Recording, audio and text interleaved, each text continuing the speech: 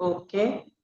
ముందుగా నాకు జన్మనిచ్చిన నా తల్లిదండ్రులకు, మరియు ఈ విశ్వానికే ధ్యానాన్ని, జ్ఞానాన్ని అందించినటువంటి పత్రిజీ దంపతులకు, మరియు నాకు నిరంతరం జ్ఞానం, ధ్యానం బోధిస్తున్న తటవర్తి దంపతులకు నా హృదయపూర్వక ఆత్మాభివందనములు. అలాగే జూమ్ నిర్వహిస్తున్న సునీతా మోహన్ దంపతులకు, జూమ్‌లో ఉన్న మీ అందరికీ కూడా ధన్యవాదాలండి. మనం నిన్న ఏం తెలుసుకున్నాం? బంధం, అనుబంధం, సంబంధం దీని గురించి తెలుసుకున్నాం. దాని గురించి ఇంకా కొంత వివరణ తీసుకుందాం. అయితే నిన్న ఏం తెలుసుకున్నాం? బంధం మనలను ఒక కుటుంబంలో పుట్టిస్తుంది. అనుబంధం అనేది మనను ఒక హృదయంలో నిలబెడుతుంది. సంబంధం అనేది మనలను ఒక జీవితంతో అనుసంధానం చేస్తుంది. అయితే ఈ రోజు మనం తెలుసుకునేది ఏంటి అంటే, భారతీయ తత్వశాస్త్రంలో రామాయణం, మహాభారతం, భాగవతం దృష్టిలో బంధం, అనుబంధం, సంబంధం గురించి తెలుసుకుందాం. మనము ఇప్పటి వరకు ఏంటి అంటే ఈ 3 పదాలకు సాధారణ జీవితంలో ఎలా అర్థం చేసుకుంటారో తెలుసుకున్నాం, ప్రాపంచిక జీవితంగా. కానీ భారతీయ ఋషులు, ఇతిహాసాలు, పురాణాలు ఈ 3 పదాలను ఎలా చూసినాయో మనం ఇప్పుడు తెలుసుకుందాం. ఒక్కసారి ఆలోచించాలి. ఏంటి అంటే, ఒకే తల్లి కడుపుట్టిన పిల్లలు ఒకేలా ఎందుకు ఉండరు? ఒకే తల్లి కడుపుట్టిన పిల్లలంతా కూడా ఒకేలా ఎందుకు ఉండరు?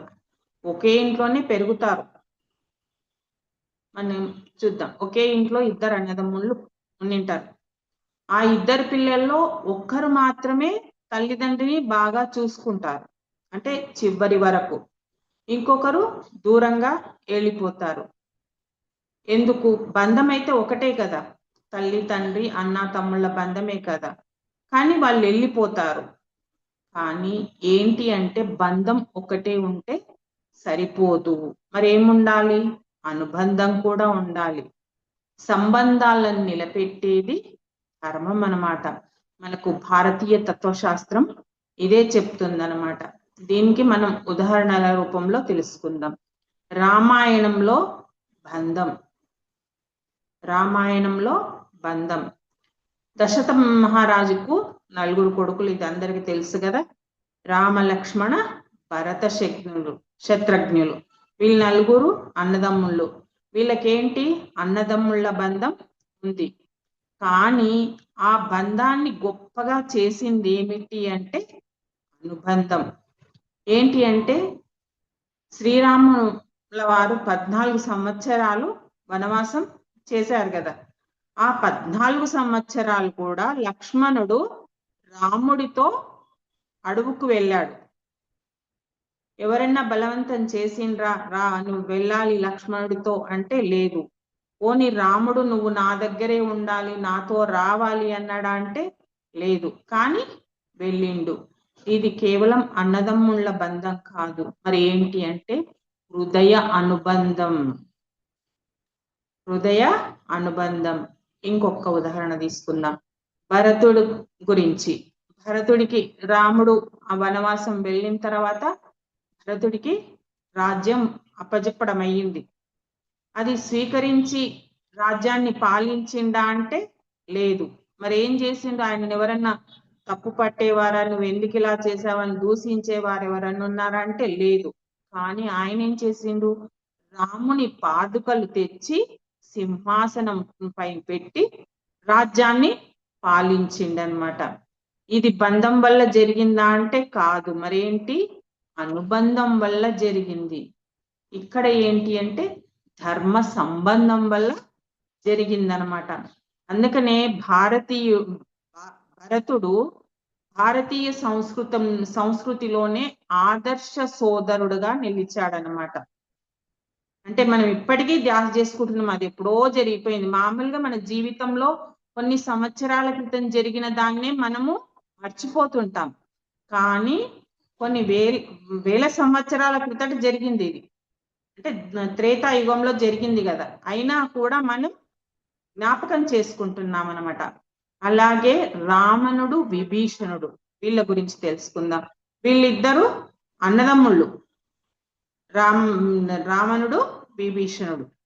వీళ్ళకేంటి అన్నదమ్ముళ్ళ బంధం ఉంది, కానీ వీళ్ళిద్దరి మధ్యలో ఏం లేదు, అనుబంధం లేదు.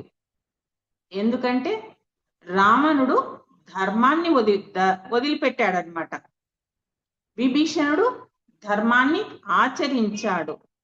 ఇక్కడ మనం ఒక గొప్ప పాఠం నేర్చుకుంటాం. ఏంటి అంటే ధర్మం లేని బంధం ఎక్కువ కాలం నిలవదు.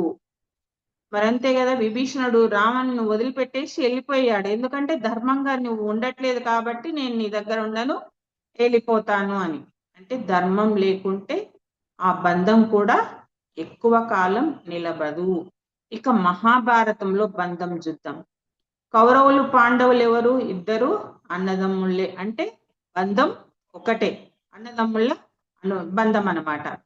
అయితే మరి వీరి మధ్య ఎందుకు యుద్ధం జరిగింది అంటే బంధం ఉంది, కానీ వాళ్ళ మధ్యలో ఏముంది, అసూయ ఉంది, అహంకారం ఉంది, స్వార్థం వచ్చింది, ధర్మం పోయింది, అనుబంధం చనిపోయింది, సంబంధం విరిగిపోయింది.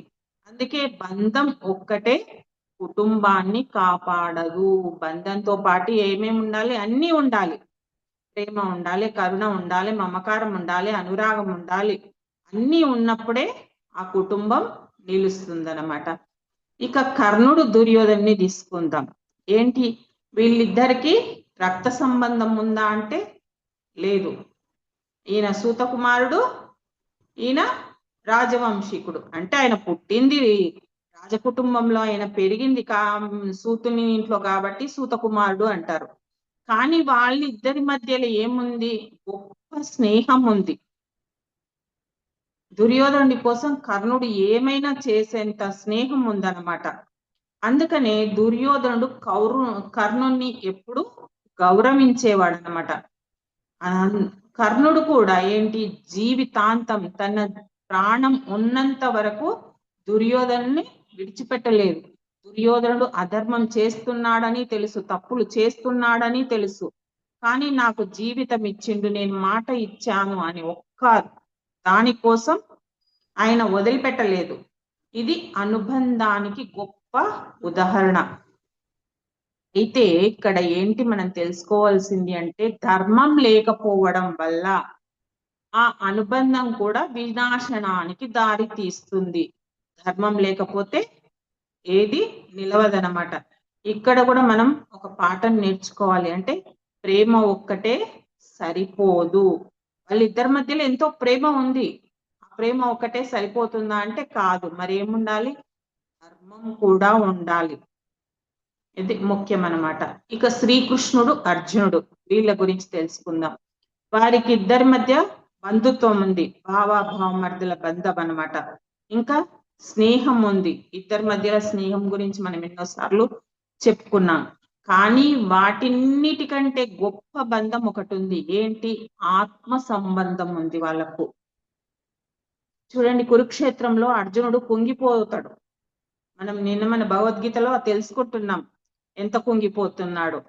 అప్పుడు శ్రీకృష్ణ భగవానుడు గీత బోధ ఒక స్నేహితుడిగా చెయ్యలేదు. ఏంటి అంటే అది మొత్తం ఆయన జీవితానికి ఒక దిక్సూచి అన్నమాట. సంబంధం అంటే ఒకరిని గెలిపించడం కాదు, ఒకరిని సత్య మార్గంలో నిలబెట్టడం. ఇక భాగవతంలో యశోద కృష్ణుడు.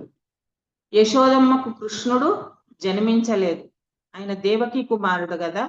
కానీ ప్రపంచమంతా కూడా ఏమంటారు, యశోదమ్మ యశోదమ్మ అనే పిలుస్తారనమాట.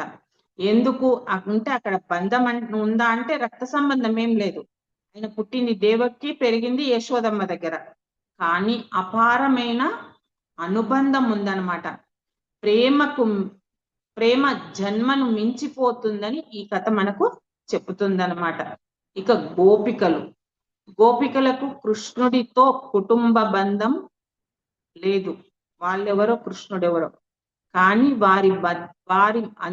వారి మధ్య సంబంధం ఏంటి అంటే భక్తి.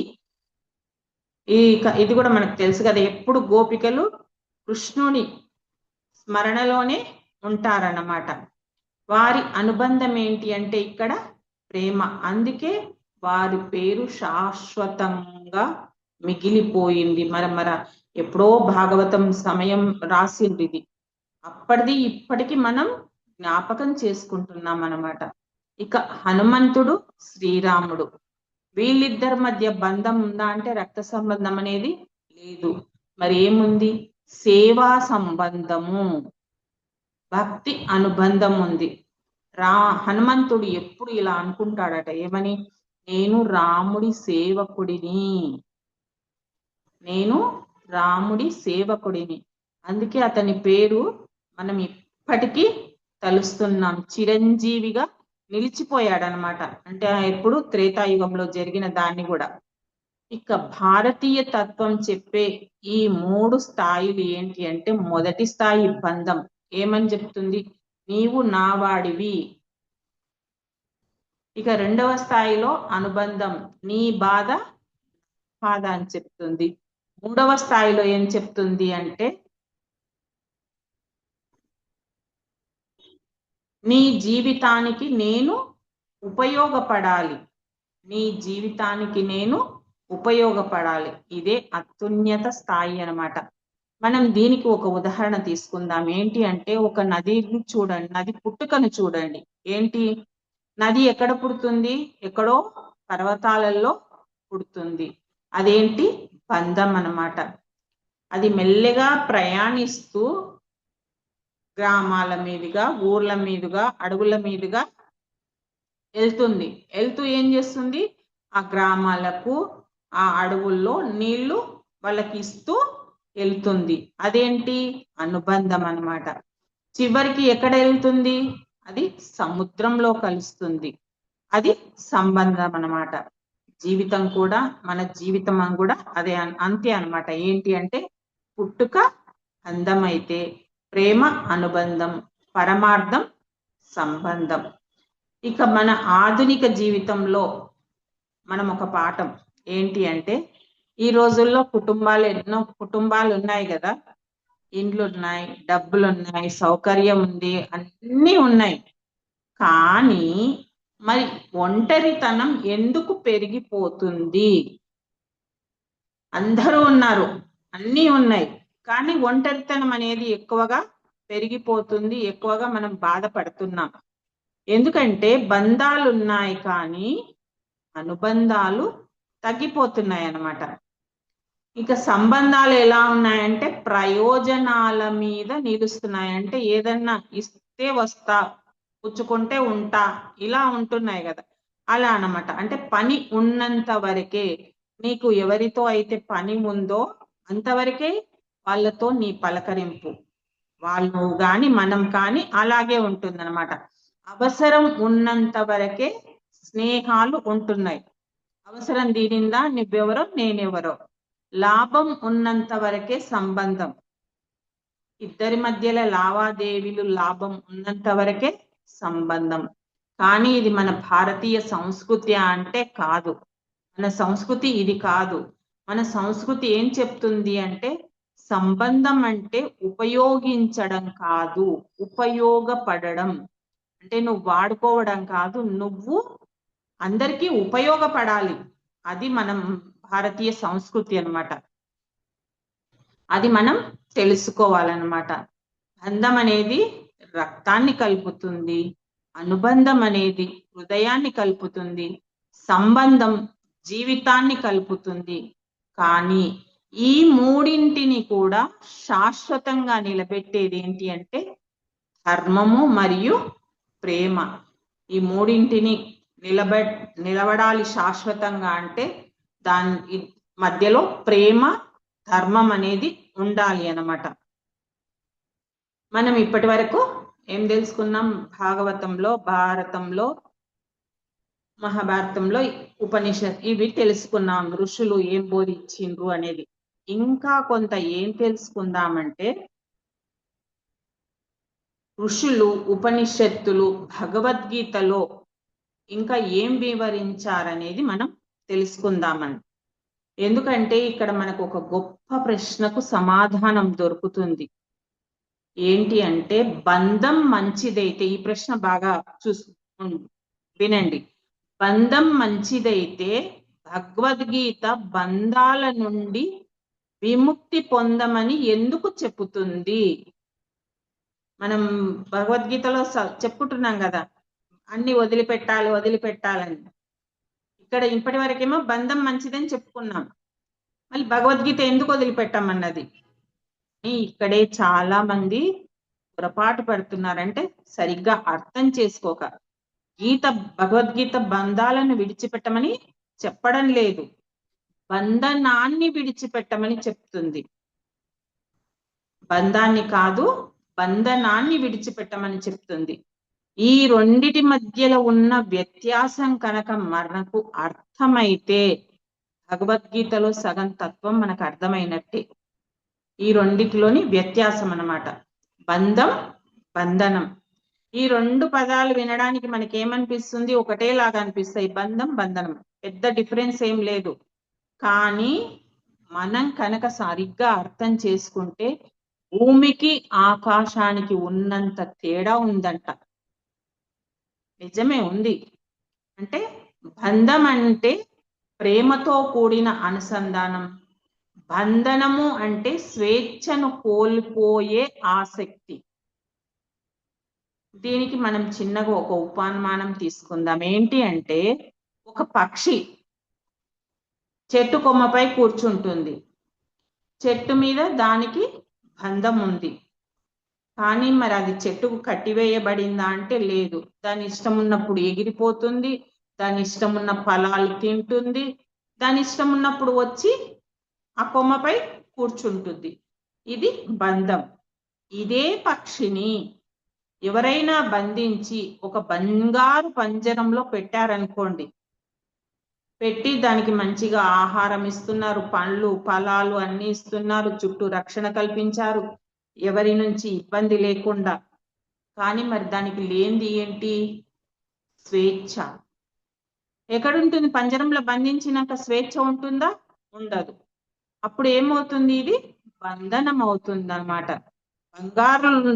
బంగారు పంజరంలో ఉంది, కానీ అది చెరసాలనే కదా, అది అన్నమాట బంధనం.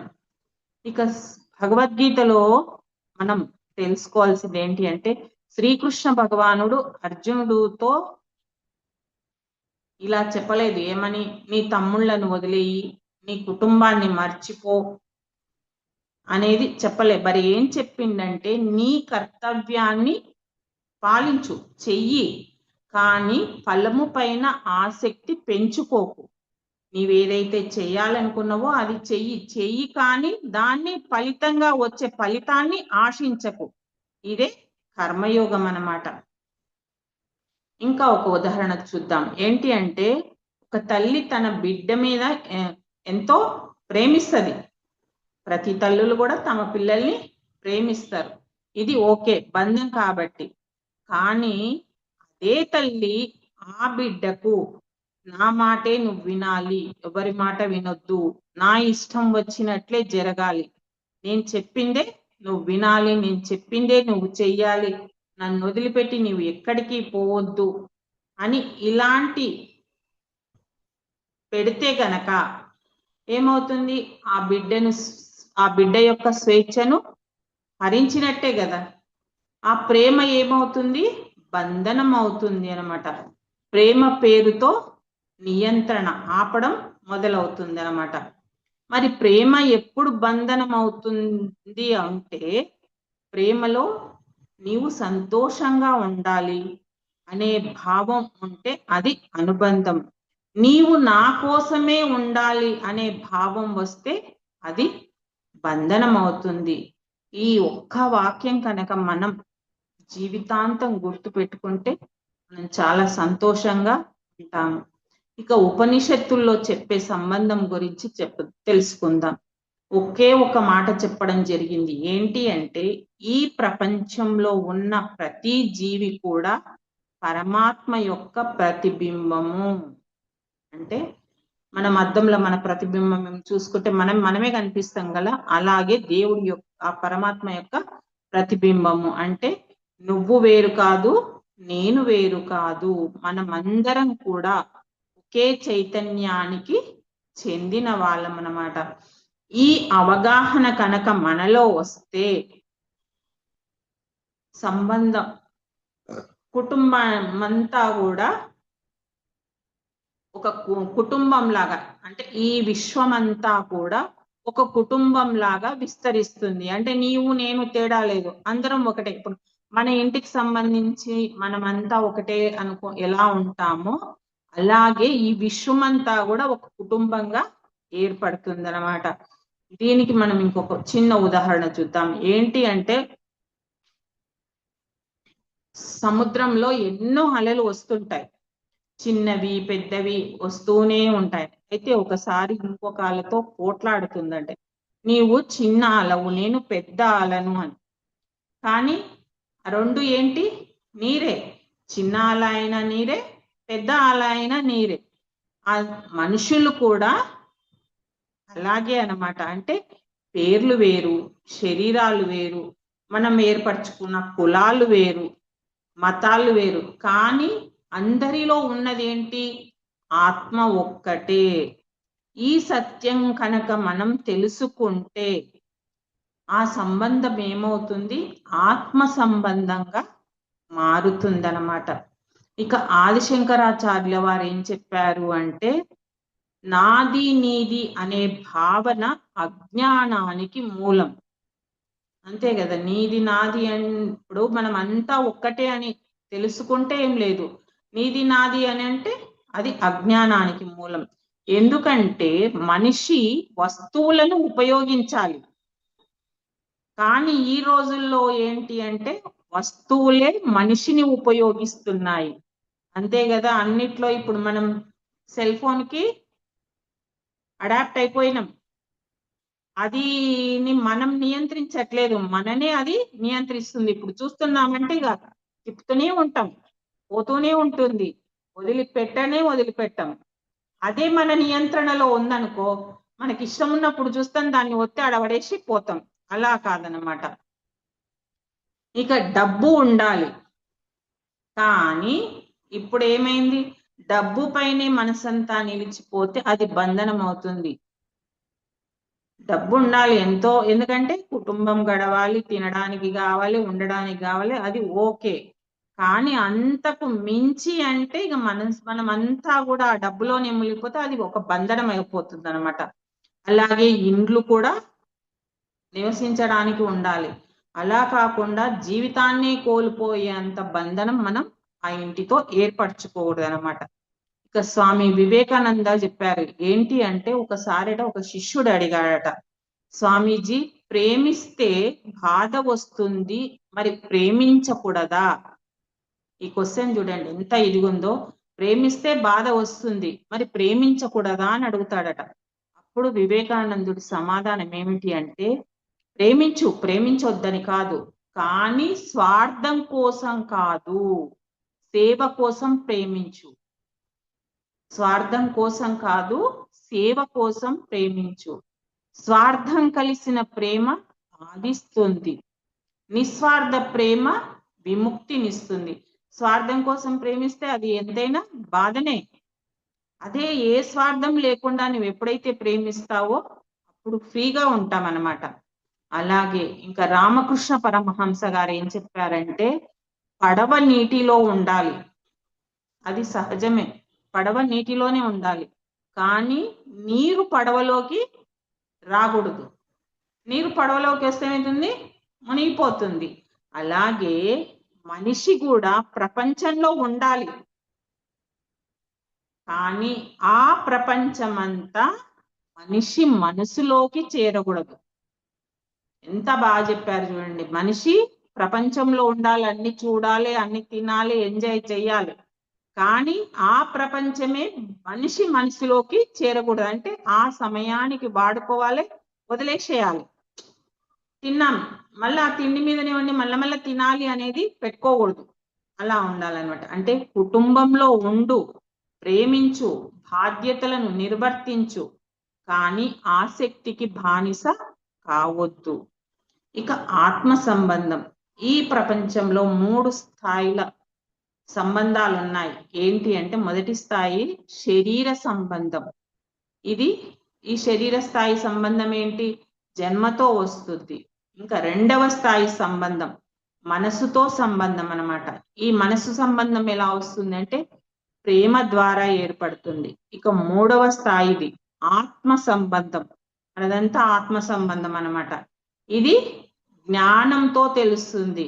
మనం జ్ఞానం తెలుసుకోవడం వల్లనే మనమంతా ఆత్మ బంధువులమయ్యా అన్నమాట.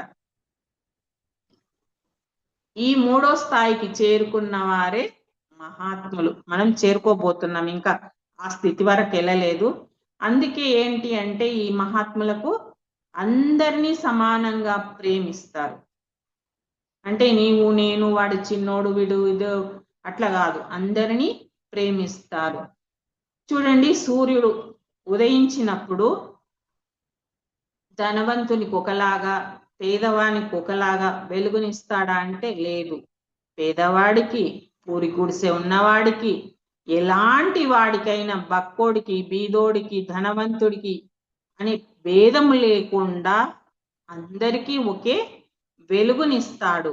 ఎందుకంటే అతని సంబంధం అందరితో సమానంగా ఉంటుంది.